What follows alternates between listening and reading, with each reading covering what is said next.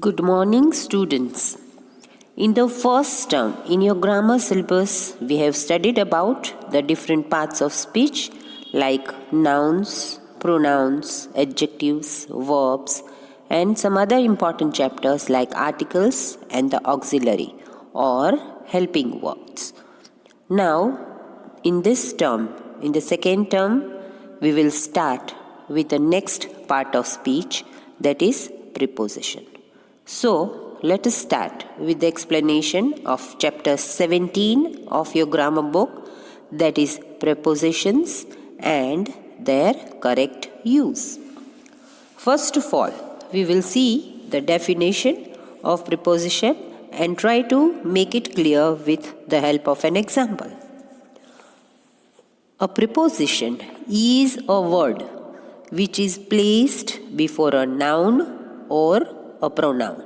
Now you all know what is a noun, what is a pronoun. Noun is the name of a person, place or thing, and pronoun is the word which is used in place of noun. Now preposition is used before a noun or pronoun to show its relation with something else in a sentence. So let us see and make it clear with the help of an example. The apple is in the basket. So in this example, what is the preposition? Preposition is in. And it shows the relation between the two nouns, or the subject and the predicate in the object in the subject and the object. So if we see the sentence, the apple, that is one noun, that is the subject in the sentence, and the basket is the object. So preposition in is used between these two to show the relation between those two nouns which are the subject and the object in a sentence. Now let us see about the different types of preposition. The first type of prepositions are the prepositions of place and time. Prepositions of place and time often indicate the position of something with respect to something or else, or give us information about the place where it is kept or where it lies. Here also we see it and make it clear with the help of an example what is the preposition of place and position. The children are in the playground. Here the preposition is in and it indicates the position of children and relates it with the place where the children are playing, that is in the playground.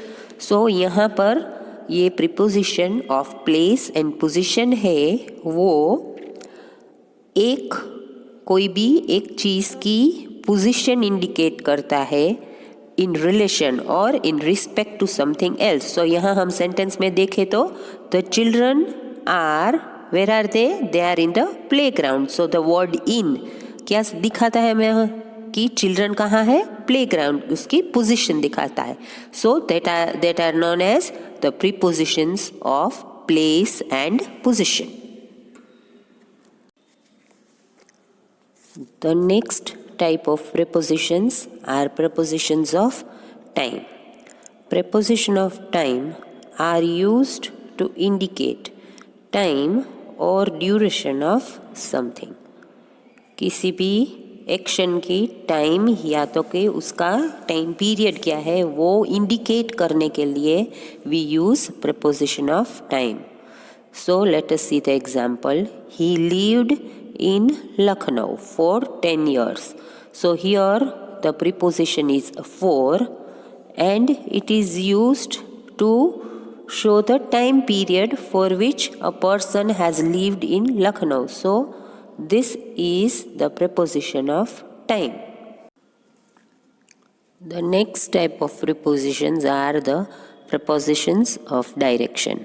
Prepositions of direction denote the direction of movement of persons or things with respect to something else. यानी कि कोई person या तो thing, ये that means किसी noun की movement जो होती है उसकी डायरेक्शन डिनोट करती है, उसके लिए हेल्प करता है. That type of preposition is. Let us see one example for preposition of direction and make it more clear. He jogged around the pond 5 times. Here the preposition of direction is around.